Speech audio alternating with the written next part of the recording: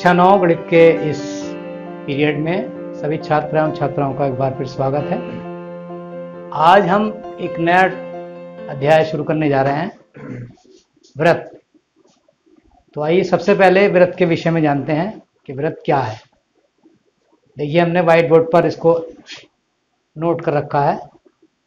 देखिएगा, व्रत एक तल पर सभी बिंदुओं का समूह जो कि तल पर उपस्थित एक तल पर सभी बिंदुओं का वह समूह लिख दिया, वह समूह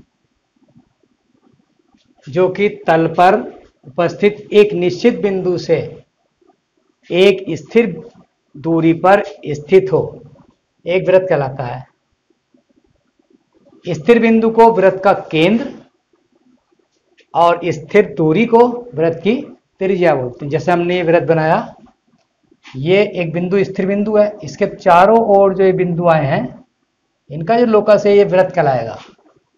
अच्छा, इसकी सब में दूरी बराबर होगी, ये दूरी जो कहलाएगी त्रिज्या कहलाएगी। वृत्त द्वारा समतल के विभाजित भाग, ये क्या होते हैं? एक वृत्त उस समतल को जिस पर वह स्थित है होता है निम्न 3 भागों में विभाजित करता। नंबर 1, वृत्त के अंदर जिसे वृत्त का अभ्यंतर कहते हैं, यानी इंटीरियर भाग। दूसरा पॉइंट क्या है? वृत्त, ये वृत्त भी एक हिस्सा है इसका। तीसरी बात, वृत्त के बाहर जिसे वृत्त का बहिर्भाग एक्सटीरियर कहते हैं। तो 3 भाग बनाए, एक तो इंटीरियर भाग और एक वृत्त खुद और एक एक्सटीरियर भाग।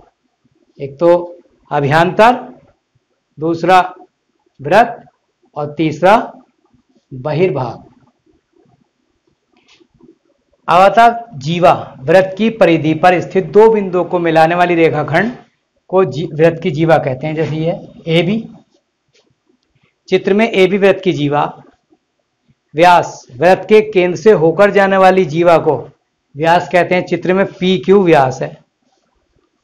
अब आती परिधि, वृत्त की संपूर्ण लंबाई गोलाई जो होती है ये परिधि कहलाएगी। चित्र में सी परिधि है। चाप, परिधि पर 2 बिंदुओं के बीच वृत्त के भाग को चाप कहते हैं। चित्र में पी क्यू चाप है। चाप को पी एस क्यू से दर्शाते हैं। किसी ऊपर भी कोई ये लिख करके पी एस क्यू लिख करके इस पे एक आर्क बना देते हैं तो वो चाप को दर्शाता है। इसके बाद त्रिज्या खंड, केंद्र को किसी चाप के सिरे से मिलाने वाली त्रिज्याओं एवं चाप के बीच के क्षेत्र को त्रिज्या खंड कहते हैं। देखिए, ये इलाका त्रिज्या खंड है।